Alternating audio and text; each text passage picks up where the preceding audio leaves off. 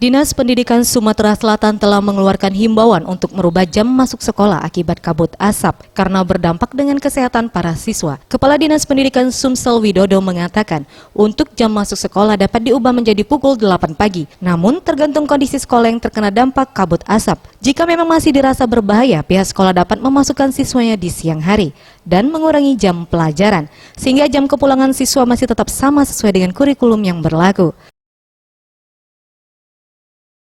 Informasi yang saya dapatkan dari BMKG, Dinas Kesehatan, bahwa asap, terutama pagi dan malam, atau sepanjang malam sampai pagi, itu sudah tingkat yang cukup membuat anak-anak bisa sesak napas.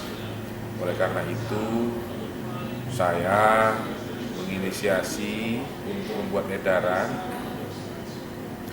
mengingatkan kepada kepala-kepala sekolah SMA, SMK khususnya untuk bisa melihat situasi dan kondisi yang ada di daerah masing-masing. Sekaligus juga menggeser jam belajar dari jam 7 rata-rata ke jam 7.30 atau jam 8.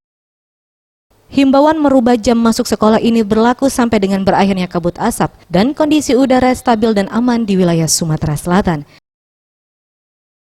Tim Liputan Sriwijaya TV.